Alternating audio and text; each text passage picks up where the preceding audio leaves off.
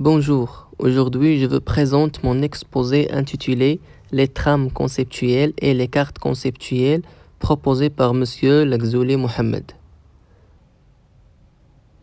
Voilà notre plan.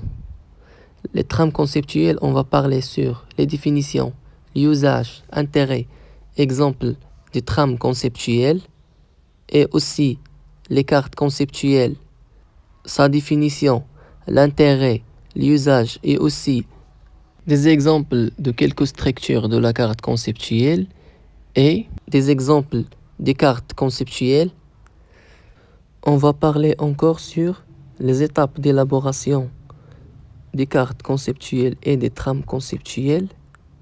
Finalement, on va avoir des exemples sur des logiciels qui nous permettent d'élaborer des cartes conceptuelles et des trames conceptuelles. Donc, les trames conceptuelles sont présentées comme des modélisations graphiques qui permettent de figurer les réseaux conceptuels. Ce sont des outils pour visualiser les concepts, l'interactivité et la hiérarchie des notions constitutives. La trame conceptuelle a pour fonction pédagogique de constituer un tableau de référence qui permet de situer les acquis des apprenants et aider les enseignants à opérer des choix dans leur stratégie d'enseignement. Maintenant, l'usage de ces trames conceptuelles.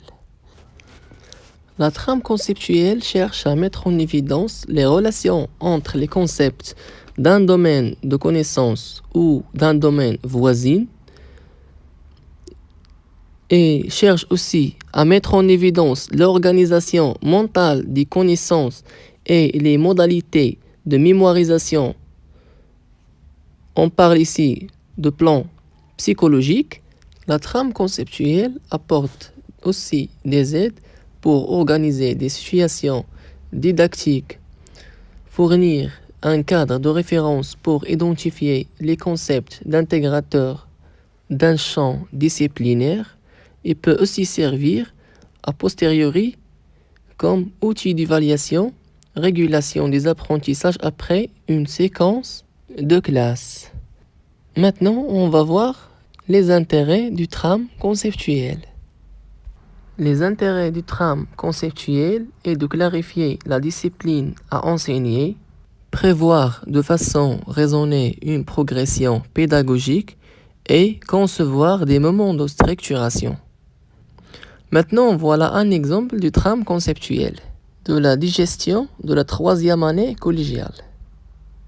Comme vous voyez ici, donc les trames conceptuelles, on a le concept plus quelques informations sur ce concept et on passe du général vers le spécifique.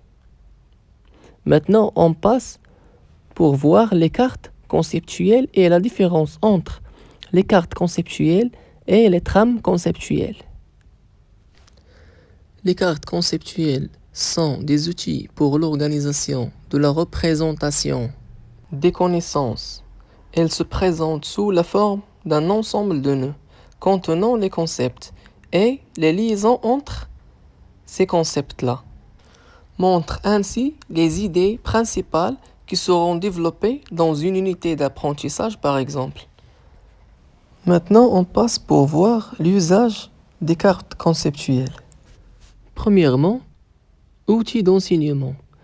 Construire des macrocartes globales pour planifier une unité de programme et des microcartes plus particulières pour une partie plus restreinte de cette unité.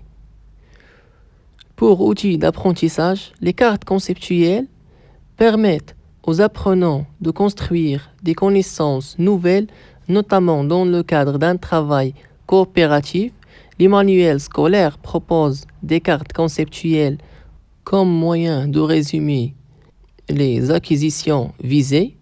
Le processus de construction d'une carte conceptuelle facilite un apprentissage de type significatif car il aide à l'organisation et à la structuration de la connaissance et améliore ainsi la capacité d'apprentissage des apprenants. Maintenant, on passe pour voir l'intérêt des cartes conceptuelles. Premièrement, mise à jour des concepts envisagés par un enseignant, mise à jour des liens qui sont établis et la hiérarchisation proposée et enfin mise à jour des imprécisions et des lacunes. Maintenant, voilà un exemple de quelques structures des cartes conceptuelles. Premièrement, structure en chaîne. Les chaînes peuvent être indicatifs des connaissances superficielles ou un apprentissage par cœur. Donc, on l'appelle aussi raisonnement séquentiel. Deuxièmement, structure en étoile. Autour d'un concept central, les rayons ou étoiles peuvent signifier l'ajout de multiples idées sans rapport entre elles. Maintenant, exemple d'une carte conceptuelle concernant le concept milieu naturel. Les étapes d'élaboration des cartes conceptuelles et des trappes conceptuelles. Premièrement, les étapes de construction.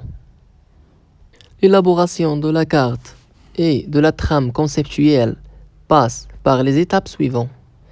Désigner l'objet d'apprentissage, définir clairement cet objet d'apprentissage en éliminant toutes les ambiguïtés possibles, formuler des énoncés qui permettent une compréhension non équivoque des concepts reliés entre eux et faisant référence à une classe de situation. Organiser ces énoncés dans une trame conceptuelle ou bien dans une carte conceptuelle. Maintenant, la différence entre la carte conceptuelle et les trames conceptuelles est dans la carte conceptuelle, on utilise juste les mots des concepts et leurs relations. Par contre, dans les trames conceptuelles, on utilise des concepts et quelques informations à côté de chaque concept. On passe à la démarche de construction. On commence par question ou bien le sujet de départ. Ensuite, lister les concepts et les valider, puis les organiser, former des propositions, établir le prototype et enfin réviser cette carte. Pour construire les trames conceptuelles et les cartes conceptuelles, on utilise le Word et le PowerPoint. Merci pour votre attention.